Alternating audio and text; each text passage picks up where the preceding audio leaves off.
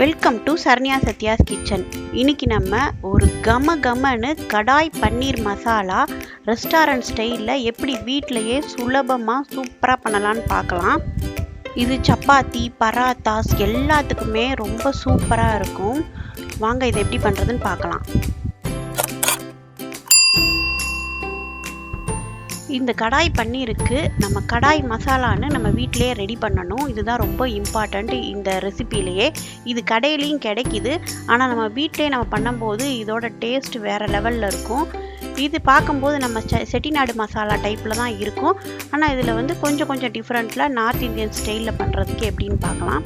இதுக்கு முக்கியமானது Kashmiri red chilli.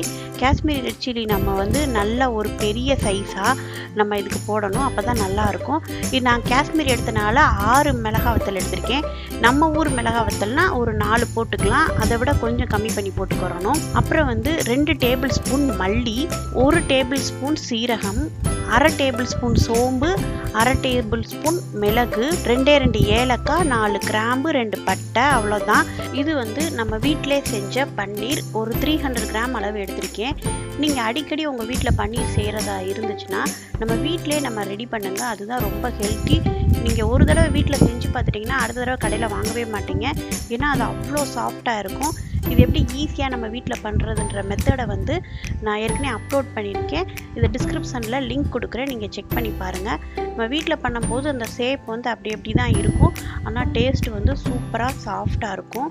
Next இந்த கடாய் பன்னீருக்கு கொஞ்சம் மசாலா ரெடி பண்ணணும். அதுக்கு ஒரு பெரிய வெங்காயத்தை இந்த மாதிரி நல்லா ஸ்லைஸ் பண்ணி எடுத்து வச்சுருக்கோம். 2 பழுத்த தக்காளி, 2 டேபிள் ஸ்பூன் இஞ்சி வெள்ளைப்பூடு பேஸ்ட்டு, அப்புறம் ஒரு 10 முந்திரி பருப்பு, கொஞ்சம் தேவையான அளவு உப்பு, இது கஸ்தூரி மேத்தி, காய்ந்த வெந்தயக்கீரைன்னு சொல்லுவாங்களே அதுதான். அப்புறம் இந்த மசாலா வைக்கிறதுக்கு தேவையான அளவு எண்ணெய், நான் நல்லெண்ணெய் யூஸ் பண்ணியிருக்கோம். பெரிய வெங்காயத்தை இந்த மாதிரி க்யூபாக கட் பண்ணிக்கிறோம். குடமிளகாவையும் அதே மாதிரி 2 பச்சை மிளகாவை இந்த மாதிரி நீட்ட வாக்கில் கீறி எடுத்து வச்சுக்கிறோம். இப்போ இந்த மசாலாவை எல்லாத்தையும் ட்ரை ரோஸ்ட் பண்ண போகிறோம். வடைச்சட்டியில் கொஞ்சம் கூட எண்ணெய் ஊற்றாமல் நல்ல வாசம் வர அளவுக்கு வறுத்து எடுத்துக்கிறணும். முதல்ல மிளகாய் வத்தலை போட்டுட்டு அப்புறம் ஒவ்வொரு பொருளாக போட்டு நல்லா கருகாமல் நம்ம வறுத்து எடுக்கணும்.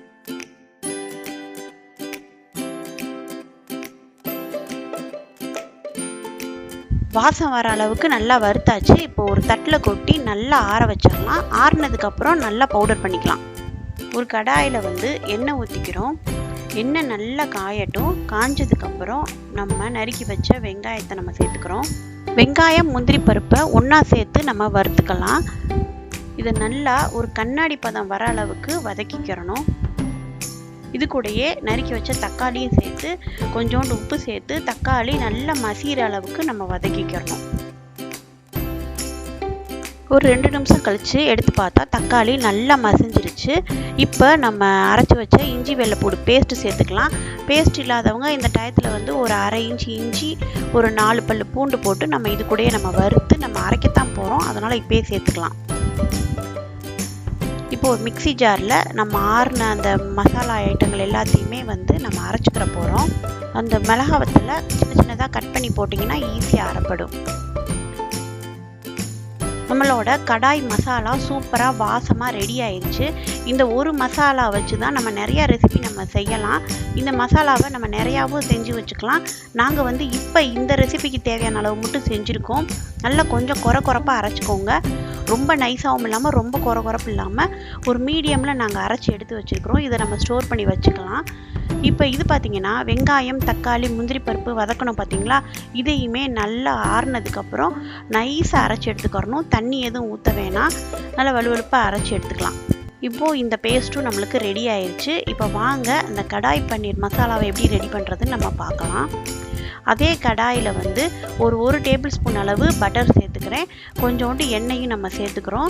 வெண்ணெய் உருகிறதுக்குள்ளேயுமே நம்ம கஸ்தூரி மேத்தி கொஞ்சோண்டு சேர்த்துக்கலாம். இது நல்லா கையில் இந்த மாதிரி அமுக்கிட்டு நம்ம சேர்க்கும்போது நல்லாயிருக்கும். அப்புறம் இந்த கடாய் மசாலாவை அடுப்பை சிம்மில் வச்சுட்டு லைட்டாக சேர்த்துட்டு அந்த எண்ணெய் கூட அப்படியே ஒரு கோட்டிங் மாதிரி வந்தால் போதும், ரொம்ப நேரம் வறுக்கக்கூடாது. இந்த அளவுக்கு வந்ததுக்கப்புறம் நம்ம அரைச்சிட்டு வந்த வெங்காயம் தக்காளி பேஸ்ட்டை நம்ம சேர்த்துக்கிறோம். இதெல்லாம் அடுப்பை கொஞ்சம் நல்லா சிம்மில் வச்சுட்டு நம்ம செஞ்சோம்னா அந்த மசாலா எதுவும் கருகாது. இது நல்லா அப்படியே அந்த எண்ணெய் பிரிஞ்சு வர அளவுக்கு நம்ம வதக்கிக்கிட்டே இருக்கணும். இது கூட ஒரு ஸ்பூன் பட்டர் நம்ம சேர்த்துக்கலாம். ஃபஸ்ட்டு ஒரு ஸ்பூன் சேர்த்துருக்கேன், இப்போ ஒரு ஸ்பூன் பட்டர். இப்போ நல்லா அந்த மாதிரி கிண்டிக்கிட்டே இருக்கிறோம்.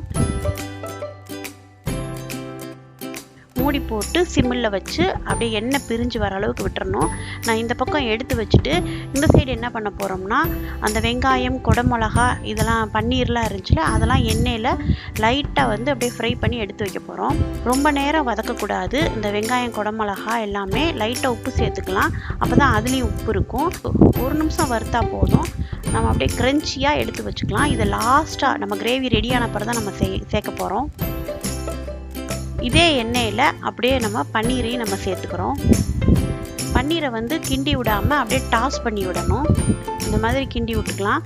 இந்த பக்கம் பார்த்திங்கன்னா அந்த மசாலா நல்லா வந்து எண்ணெய் பிரிஞ்சு வந்துருச்சு. இப்போ அந்த மிக்சியில் இருந்த தண்ணியவே நம்ம லைட்டாக ஊற்றிக்கலாம். மசாலாலாம் கழுவுன தண்ணி. பன்னீரும் இங்கே வந்து நல்லா டோஸ்ட் ஆகி ரெடி ஆயிடுச்சு. இந்த அளவுக்கு ப்ரௌன் கலரில் வந்தது தான் போதும். நம்ம தண்ணி ஊற்றி வச்சுருந்தோம் பார்த்திங்களா, அது நல்லா ஒன்று சேர்ந்து நல்லா மசாலாவோட அப்படியே ஒன்று சேர்ந்து நல்லா கமகமன்னு வாசனையோட நம்மளுக்கு அந்த ரெடி ஆயிடுச்சு கிரேவி. இந்த மாதிரி ரெடி ஆனதுக்கப்புறம் நம்ம ஏற்கனவே வதக்கி வச்ச வெங்காயம், குடமிளகா, பச்சை மிளகாவை சேர்த்துக்கிறோம். சேர்த்துட்டு இது கூடயே வந்து நம்ம வறுத்து வச்ச பன்னீரையும் நம்ம சேர்த்துக்கலாம். பன்னீர் சேர்த்ததுக்கப்புறம் கிரேவி ரொம்ப நேரம் கொதிக்கக்கூடாது. மீடியம் ஃப்ளேமில் வச்சுட்டு மூடி போட்டு ஒரு 2 நிமிஷம் வச்சா போதும். அந்த மசாலா எல்லாம் பன்னீருக்குள்ளே இறங்கி நம்மளோட சூப்பரான கடாய் பன்னீர் கிரேவி சூப்பராக ரெடி ஆயிடுச்சு.